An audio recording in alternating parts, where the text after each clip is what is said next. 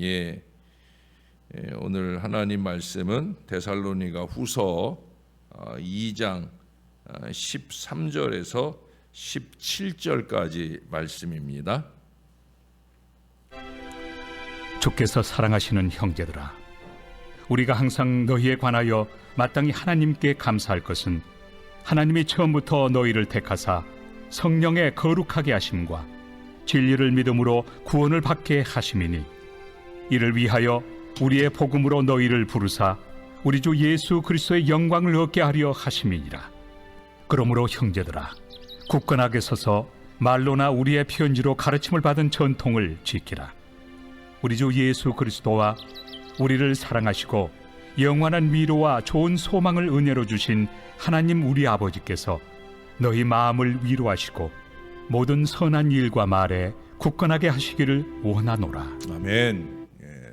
위대한 종교개혁자 마틴 루터는 세 가지 원리로 종교개혁을 단행했어요. 처음은 솔라 피데, 오직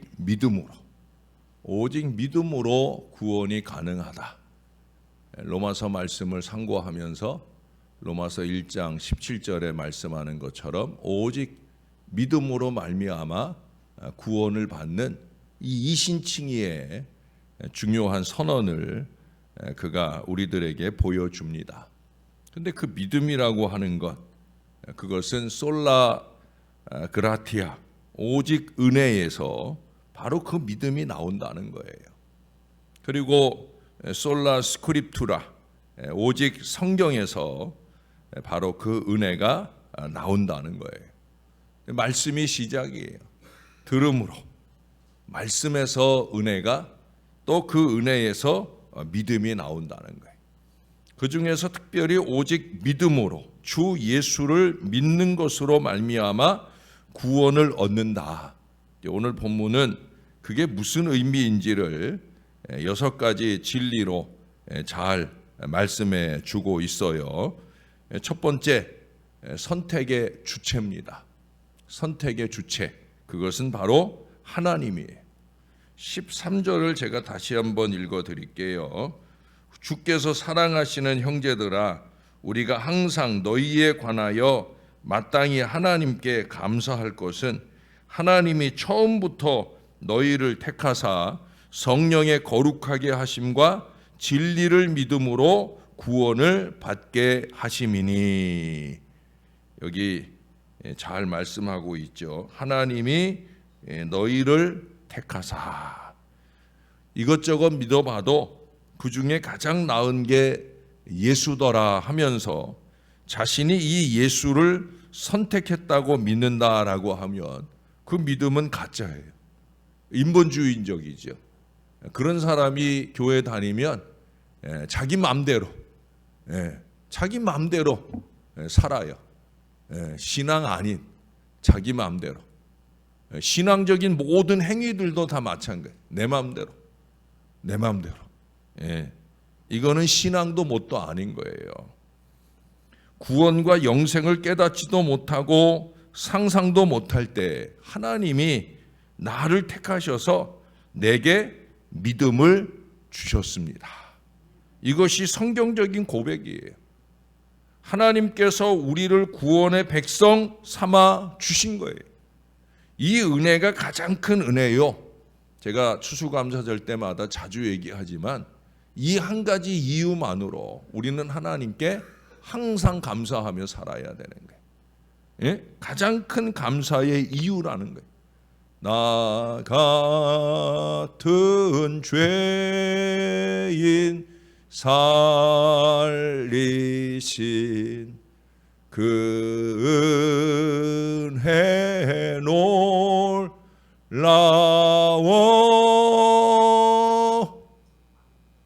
그러면 그냥 눈물이 주르르. 이 고백이 항상 우리 안에 있어야 된다는 거예요. 그러므로 내 맘대로가 가장 불신앙적인 태도예요. 내 맘대로 할 거예요. 그게 가장 불신앙적인 거예요. 신앙 없는 거예요. 하나님의 은혜를 안다면 어떻게 고백해야 돼요? 주의 뜻대로. 주님이 원하신다면 이 겸손한 삶을 살아야 되는 거예요. 두 번째, 선택은 개인적입니다. 개인적. 성경에 하나님은 유대 민족을 택하셨다 하지만 이것은 성경의 계시를 그 유대인들을 통해서 전수하시고 특별히 메시아이신 예수 그리스도를 보내시기 위한 그 목적일 뿐이지 유대인 전체를 민족적으로 구원하시기 위한 건 아니라는 거예요. 우리가 구약 성경에도 보면은 구원받지 못할 그 많은 왕들을 보잖아요. 많은 사람들을 보잖아요. 여러분, 민족 구원 없습니다. 사실은 가족 구원도 없어요. 주 예수를 믿으라 그리하면 너와 내 집이 구원을 얻는다라는 약속을 근거로 우리가 나의 구원으로 끝나는 것이 아니라 우리 가족, 우리의 구원이 되기 위해서 열심히 있게 예수 신앙의 본을 보이고 그들의 마음 가운데 하나님의 택하심을 깨닫게 되기를 소원하는 간절한 노력들이 필요한 거지. 민족 구원도 없고 가족 구원도 없고 공동체 구원이 없다는 거예요. 하나님은 자신의 백성의 이름을 친히 불러서 구원하셔요. 삭개오야 나오너라. 나사로야 나와라. 사울아 사울아 내가 어찌하여 나를 핍박하느냐. 이름을 불러주시는 거예요.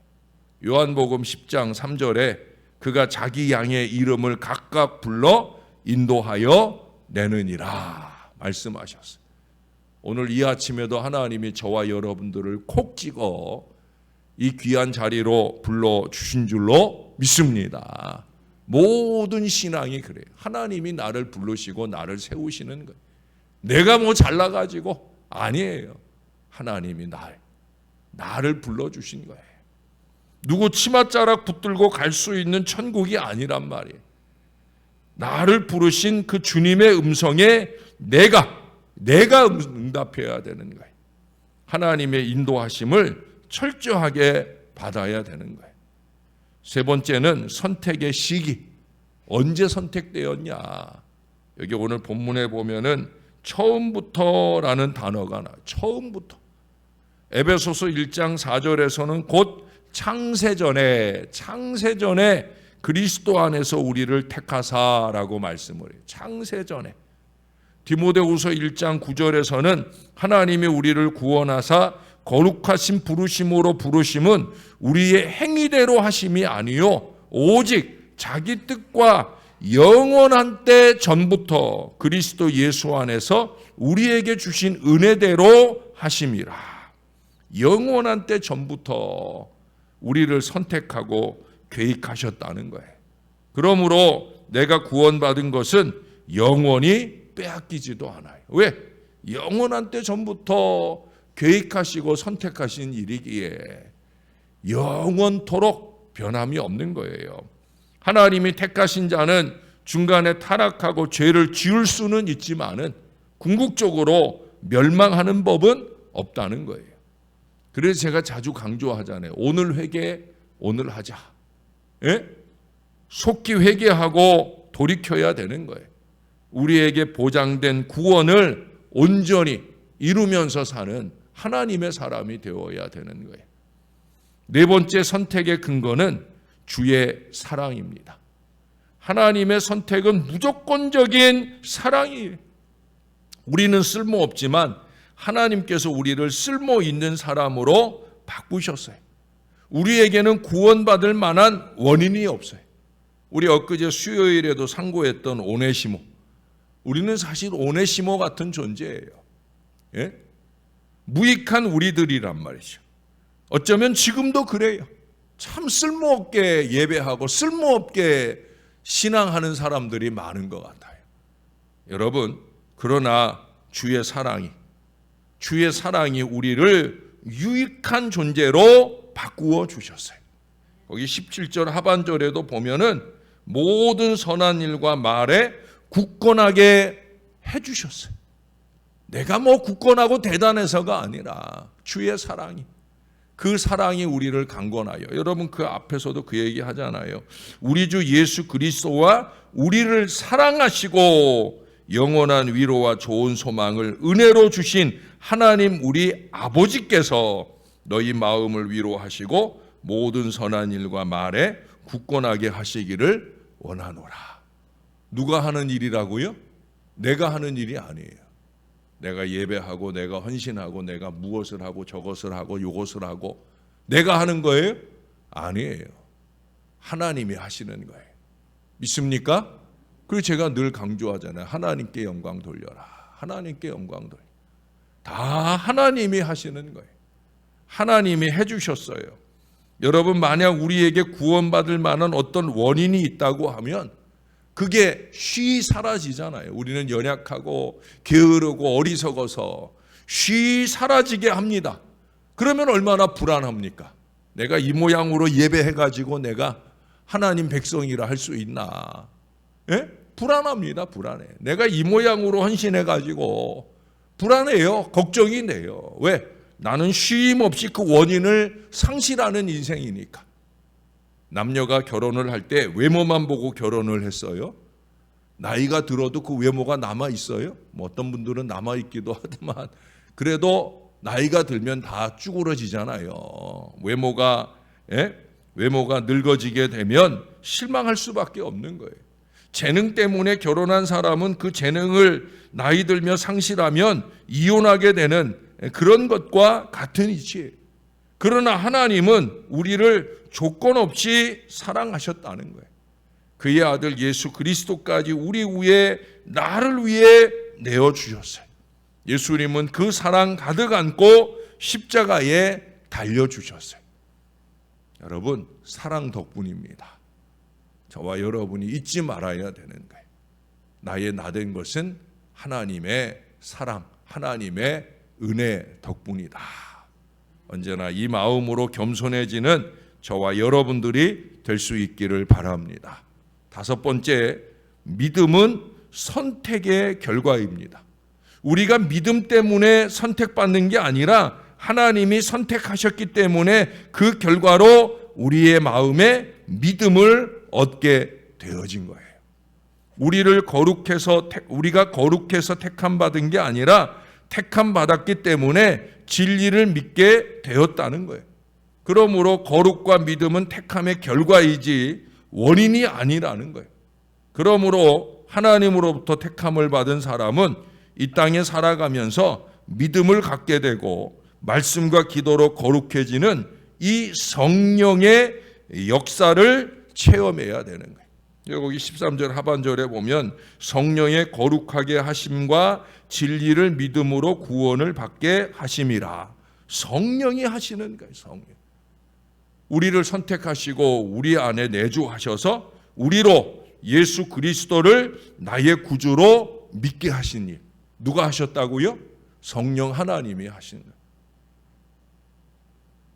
그러니 우리는 더욱더 그 성령 하나님께 의지하고 내 안에서 충만하셔서 나를 주장하시도록 그렇게 성령 하나님께 나를 맡기는 신앙을 살아야 되는 거예요. 성령 하나님이 나를 주장하시도록 내 안에서 내가 주인 노릇하려 하지 말고 성령께서 나의 주인이 되셔서 나를 좌지우지하시는 그 은혜 안에 살 수 있게, 그래야 그게 거룩이 되는 거고 그래야 하나님이 영광을 받으시는 거예요.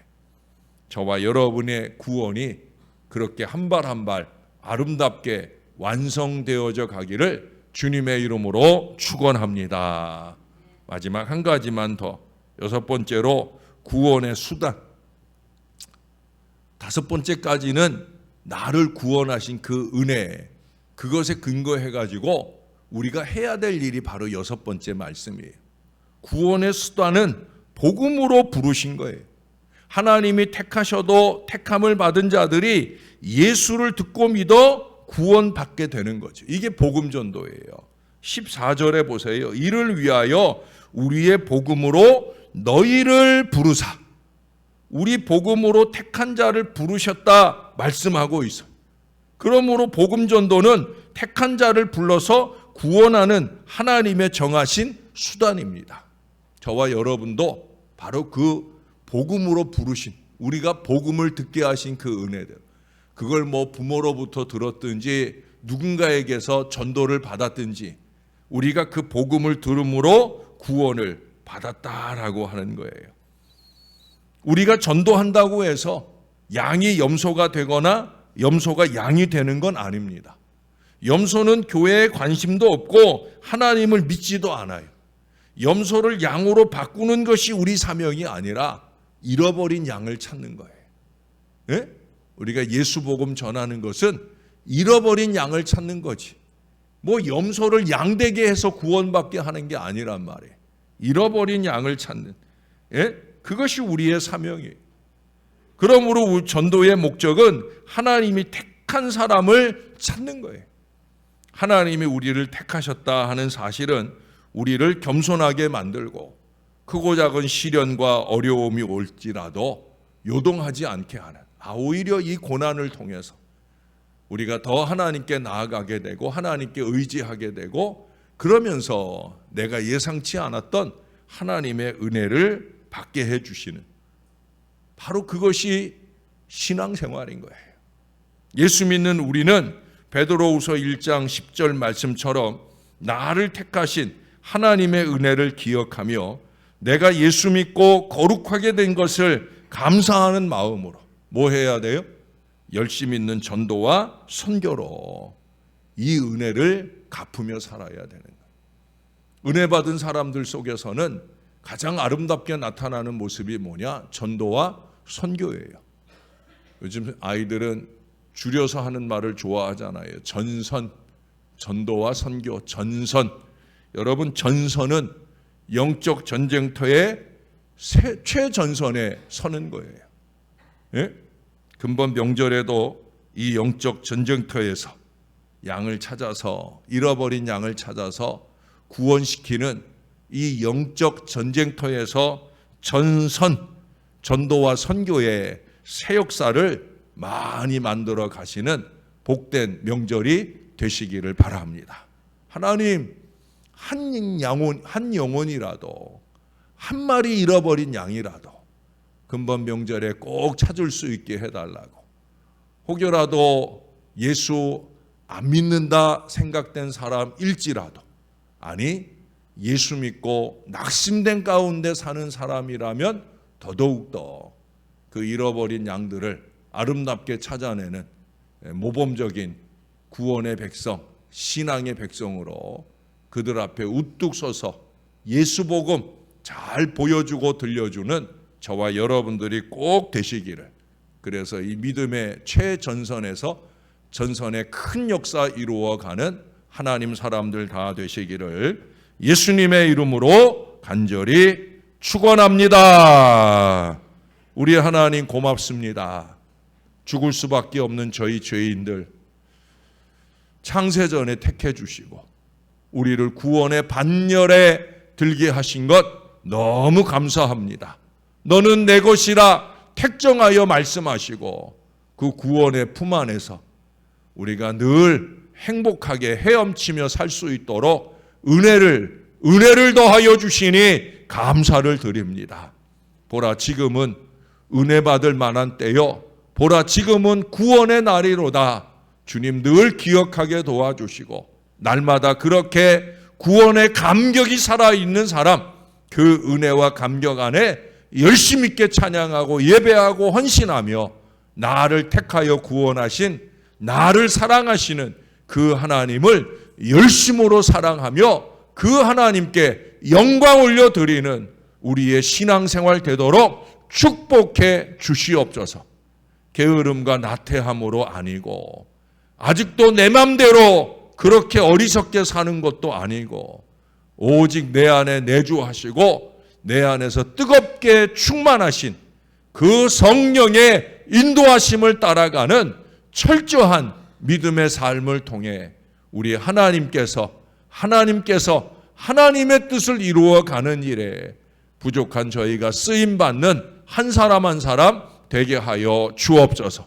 크고 작은 많은 어려움들이 찾아오기에 그 모든 것들을 하나님께 의뢰하려고 열심히 있는 예배도 기도도 주 앞에 올려드리오니 하나님 그런 중에 은혜 받게 하여 주옵소서. 구원으로 끝나는 것이 아니라 성령의 뜨거운 은혜가 날마다 더 넘치는 신앙 되게 하여 주시고, 그 은혜가 우리의 입술을 통해 삶을 통해 잃어버린 양들 앞에서 예수 복음이 되게 하여 주시옵소서. 그래서 열심 있는 복음 전도의 역사가 저희를 통해 나타나게 하셔서 잃어버린 양들을 구원시키고자 하는 하나님의 거룩한 역사에 쓰임받게 도와 주시옵소서. 명절 연휴가 다가옵니다.